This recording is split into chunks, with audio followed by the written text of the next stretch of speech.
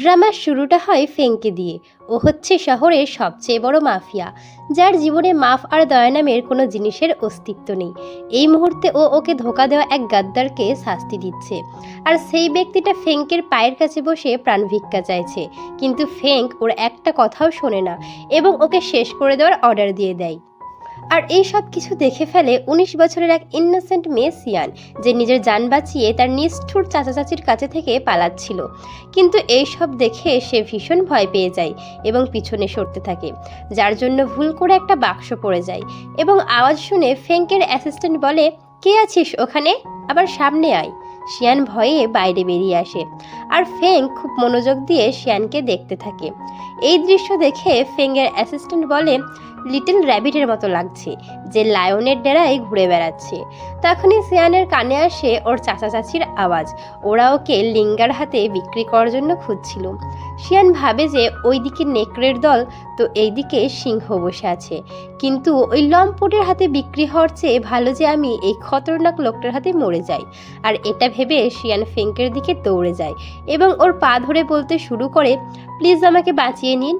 Assistant ভাবে যে এই মেয়েটার সাহস তো দেখো, এ বসকে টাচ করছে। এদিকে ফেংক ওকে খুব গভীরভাবে দেখতে দেখতে বলে, তোমাকে বাঁচিয়ে নেব, কিন্তু আমি এমনটা কেন করব? তো শিয়ান বলে, প্লিজ আমাকে বাঁচিয়ে নিন, আমি আপনার জন্য সব কিছু করতে রাজি আছি। এতটুকু বলেই ওর টেবিলে থাকা ওয়াইন খেয়ে ফেলে। এদিকে ফেংক এক দৃষ্টিতে সিয়ানকে দেখছিল।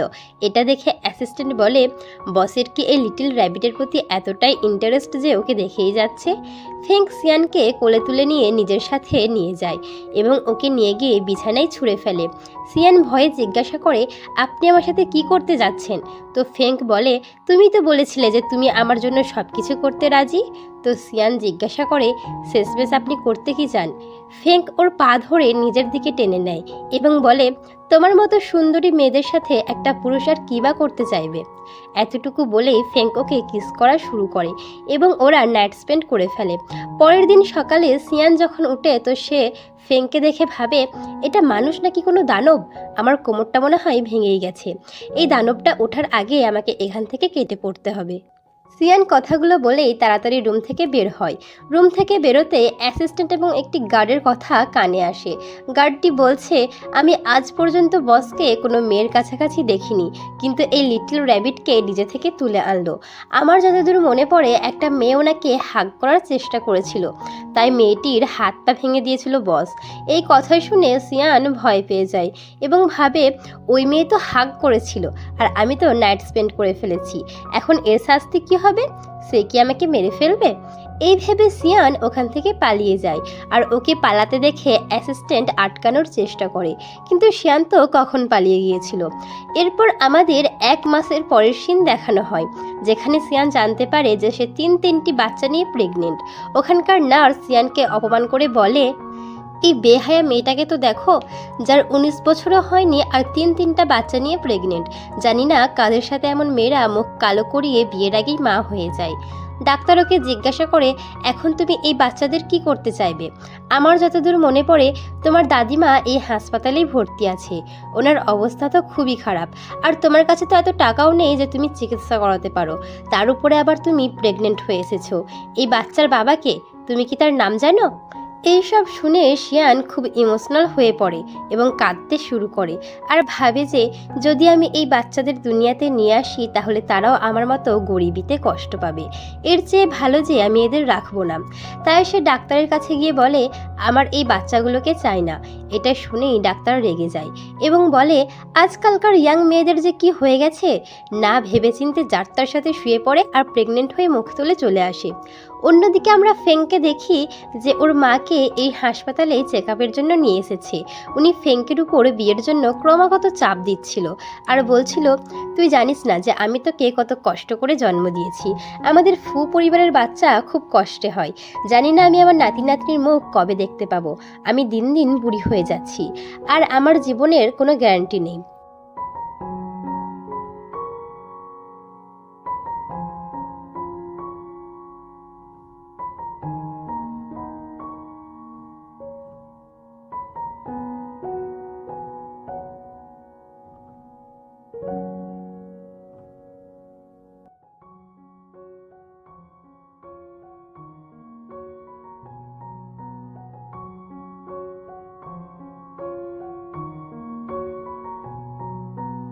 ফেঙ্ক ভাবে শেষমেশ এই গাইনি ডিপার্টমেন্টে কি করছিল, কোথাও ও প্রেগনেন্ট নয় তো।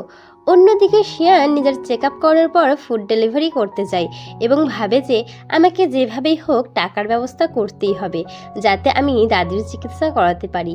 এরপর সে ফুড ডেলিভারি করার জন্য কোম্পানিতে এন্টার করে। বলে তখনই মা কাজিন আপনি তো এটা ভালো করেই জানেন যে আমার মেয়েদের প্রতি অ্যালার্জি আছে, আমি তাদের টেস্ট পর্যন্ত বাড়ি থেকে পালিয়ে যাওয়ার পর এটা শুনে উনি বলে জানি না তোর এই প্রবলেম এখনই আমার সাথে চল, আর না জানি এটা বলে ওরা হাত ধরে টেনে নিয়ে যেতে এমন না হয় যে আমি আমার গ্র্যান্ডচিলড্রেনের কাপড়ে মারা যায়। যার উপর ইয়ান বলে তুই জানিস যে তুই আমার কত তুমি কাপ নিয়ে সিয়ানও নিজের মেডিকেল রিপোর্ট নিয়ে যাচ্ছিল, জোরে এক থাপ্পড় মারে সিয়ানকে দেখে পড়ে যায় এবং সিয়ানের পিছনে ওর আগে সিয়ান ইয়ানের নজর সিয়ানের প্রেগন্যান্সি রিপোর্টের উপর পড়ে। রিপোর্টটা তুলে ও দেখতে শুরু করে এবং ভীষণ শকড হয়ে যায় আর জিজ্ঞাসা করে তুই প্রেগনেন্ট? এখন এটা শুনে তো সিয়ান খুব ভয় পেয়ে যায়। ইয়ান তাকে বলে বেহায়া কোথাকার, আমার মা বাবা তোর বিয়ে করানোর চেষ্টা করছে আর তুই কোনো জঙ্গলি লোকের সাথে বাইরে শুয়ে বেড়াচ্ছিস। এত শোরগোল শুনে আরও লোকজন বাইরে বেরিয়ে আসে আর এই সুযোগটা নিয়ে ইয়ান সবার সামনে শিয়ানকে অপমান শুরু করে। এই মেয়েটাকে দেখো, এই বিয়ের আগে জানি না কার সাথে মুখ কালো করিয়ে প্রেগনেন্ট হয়ে গেছে, এখন তোমরাই বলো যে এমন মেয়ের সাথে কি করা উচিত। এই সব কথা শুনে ওখানে দাঁড়ানো মেয়েরা শিয়ানকে নানা রকম কটু কথা বলতে শুরু করে। এতটুকুই কম ছিল না, ইয়ান বলে একে তোমরা সবাই মিলে ধরো, আমি এমন শাস্তি দেব যেন জীবনেও না ভুলে, কারণ এমন মেয়েদের জন্য সমাজে জায়গা রাখা উচিত না। অন্যদিকে আমরা ফেংকে দেখি যে ওর অ্যাসিস্ট্যান্টকে জিজ্ঞাসা করে ওই মেয়েটার ব্যাপারে কিছু জানা গেল? তো অ্যাসিস্ট্যান্ট বলে হ্যাঁ, আমরা তার ব্যাপারে খোঁজ নিয়েছি, নাম সিয়ান, কোনো ফিক্সড জব তো করে না কিন্তু পার্ট টাইম জব করে। ফ্যাঙ্ক বলে ব্যাস অনেক হয়েছে ওর ব্যাপারে কথা, এখন আমাকে কোম্পানিতে নিয়ে চলো কারণ আমাকে একটা ইম্পর্ট্যান্ট মিটিং অ্যাটেন্ড করতে হবে। তো অ্যাসিস্ট্যান্ট বলে ঠিক আছে। আমরা কোম্পানির ভিতরে দেখি যেখানে সব মেয়েরা মিলে সিয়ানকে ধরে ফেলেছে এবং ইয়ান একটা চেয়ার তুলে মারতে যাচ্ছিল, কিন্তু ততক্ষণে সেখানে ফেঙ্ক আর অ্যাসিস্ট্যান্ট পৌঁছে যায় এবং বলে কি হচ্ছে এখানে। এরপর ওদের নজর গিয়ে পড়ে সিয়ানের উপর এবং ভাবে লিটল র্যাবিট এখানে, আর ওর হাতে চোট কীভাবে লাগলো। এদিকে ফেংকে এখানে দেখে সব মেয়েদের রক্ত হিম হয়ে যায় এবং ইয়ান সাথে সাথে চেয়ারটা ফেলে দেয়। অ্যাসিস্ট্যান্ট বলে তোমরা সবাই জানো না যে বস ওই মানুষদের ঘৃণা করে যারা মাসুমদের উপর বুলি করে।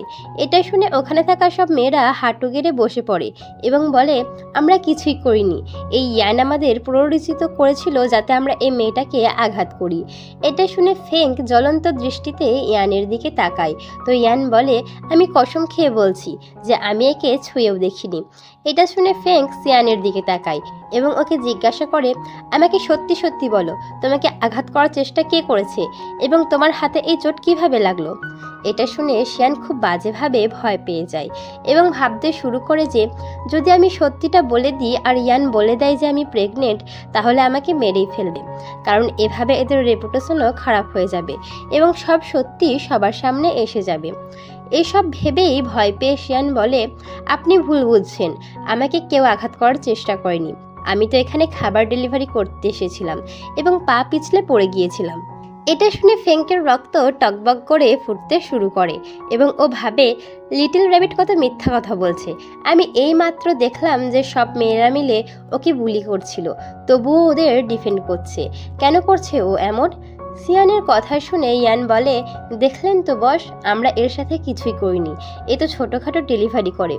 এটা শুনে তো ফেংকের রাগের কোনো ঠিকানা থাকে না, কারণ ফেংক তো ফেংকি।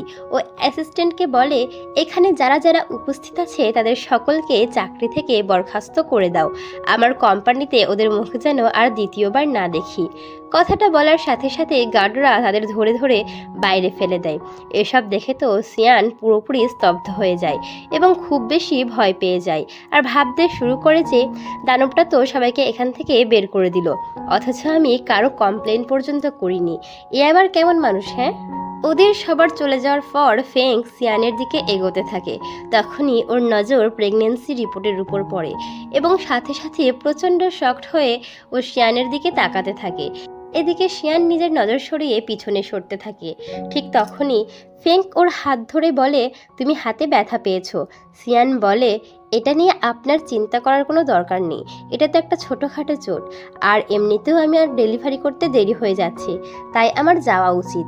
এতটুকু বলে ও এখান থেকে চলে যেতে শুরু করে। আর ঠিক তখনই ফেঙ্ক ওকে ধরে ফেলে এবং বলে, তুমি কোথাও যাবে না। এরপর অ্যাসিস্ট্যান্টের দিকে তাকিয়ে বলে, আজ ওর জায়গায় তুমি ডেলিভারি করবে। এটা শুনে তো অ্যাসিস্ট্যান্টের চোখ ছানাবড়া হয়ে যায়। ফেঙ্ককে কিছু বলবে তার আগেই ফেঙ্ক সিয়ানকে কোলে তুলে বলে, আর তুমি আমার সঙ্গে যাবে। এতটুকু বলেই ওকে ভেতরে নিয়ে যায় এবং যত্ন সহকারে বসিয়ে ওর হাতে মলমপট্টি করে দেয়। তারপর ওকে জিজ্ঞাসা করে, তুমি কি আমার বাচ্চার মা হতে চলেছো? এটা শুনে সিয়ান স্তব্ধ হয়ে যায় এবং ভাবতে শুরু করে যে আমি অ্যাসিস্ট্যান্টের কথা শুনেছিলাম, যদি কোনো মেয়ে ওনার কাছে আসার চেষ্টা করে তো উনি তাদের হাত পা ভেঙে দেয়, আর যদি জানতে পারে যে আমি ওনার বাচ্চার মা হতে চলেছি তাহলে না আমাকে মেরেই ফেলবে। এই ভেবে সিয়ান পিছনে সরতে থাকে, আর ফেঙ্ক ওকে নিজের কাছে টেনে নিয়ে বলে, আমি সত্যিটা জানতে চাই, তুমি কি আমার পরিবারের বীজ নিজের পেটে নিয়ে ঘুরছো? হ্যালো বন্ধুরা, এটা ছিল ড্রামার প্রথম পর্ব। দ্বিতীয় পর্ব খুব তাড়াতাড়ি আসবে, তাই চ্যানেলটিকে সাবস্ক্রাইব করে বেল আইকন বাজিয়ে রাখুন। আর হ্যাঁ, প্রথম পর্বটি ভালো লাগলে অবশ্যই লাইক করে কমেন্টে জানাবেন। Thanks for watching.